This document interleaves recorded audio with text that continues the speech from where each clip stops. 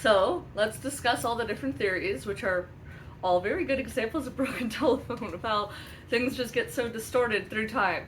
So this is all the different theories that I could find.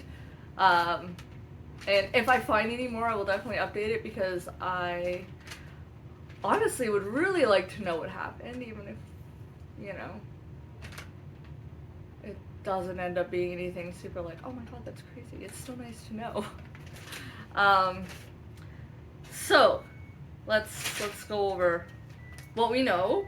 So we can rule out robbery because William still had his gold ring on, which was inscribed with his name, and Frank had his gold watch on still.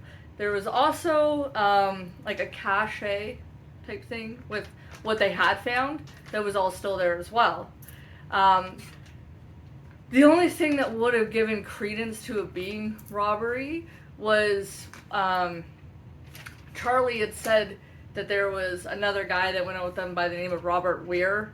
Now, nobody could prove this guy even existed, but it was rumored that they had $16,000 on them in gold. And then this Weir guy apparently took that and he was found with it, but the body that Charlie was trying to say was Robert Weir was actually, they had done like, I guess like an but they thought it was Jorgensen. So it's another fellow that went missing. Also was found without his head. We'll talk about him later because that one is way more like chances of it being something really weird than natural for him. So anyway, we can take the robbery off because they could not find this weird fellow. Charlie went on about how he found him and 1 minute. What? Oh, here it is. Okay. So Charlie was 100% that he thought this weird guy had done it. And there's like rumor that Charlie had tracked him down to Gastown District, Vancouver, where he managed to get him to confess to killing his brothers.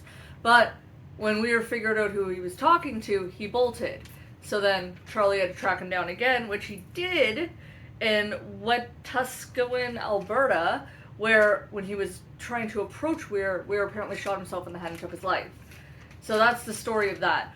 Although Charlie's son, in an interview, had said no, there's no Weir guy. The Weir guy doesn't exist. He said his dad really loved to spin tall tales.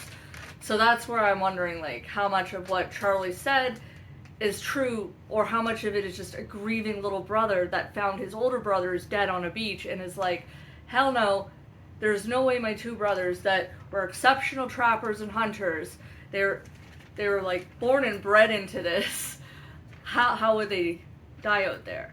So he just wasn't accepting it, which I get. So the other thing is Charlie stood by the fact that he said that their heads were like surgically removed, which I guess, depending on when he arrived and how badly decomposed they are, maybe he could tell that. But I mean, you would have to have a lot of them intact to know that that was a clean cut, not torn off and stuff. So I mean, I don't know if I have any friends that are like morticians or anything on there that can maybe like give a better example of how you would know that. But personally, unless, you know, you've got a very clear indication, I don't know how he could tell that their heads are surgically removed. And the other thing too is he was saying the bullet holes. So unless there was still enough of them there, not fully decomposed, how would he know those are bullet holes? Was there any remaining casings? Because, I mean, the officer didn't seem to find any, and why wouldn't Charlie have picked those up and taken them, right? Although, again, yes, killers can take their casings with them. I'm just thinking for the time frame. I don't know. Just figuring they wouldn't do that. So anyway, there's that theory too. There's also the... here we go.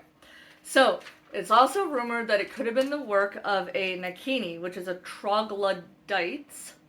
Probably pronouncing that wrong, but anyway, which would be a cryptid. They had repulsive gargoyle-like faces. They lived in caves, which there is tons of caves all along all those caverns heading in, as pictured. You can see. I don't know why I'm moving, because just like point. Anyway, so yes, pictured all these caves. They are twice the size of human beings.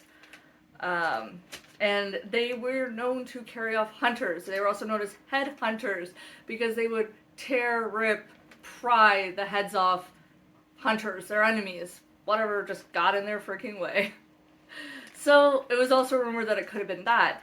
But then that wouldn't really fit in with what Charlie said because, I mean, tearing a head off, it's not going to look surgically removed. It's going to be messy. But I guess once everything decomposes, it might look surgically removed because of... Oh. Anyway, kind of disturbing, I'm sorry. Okay.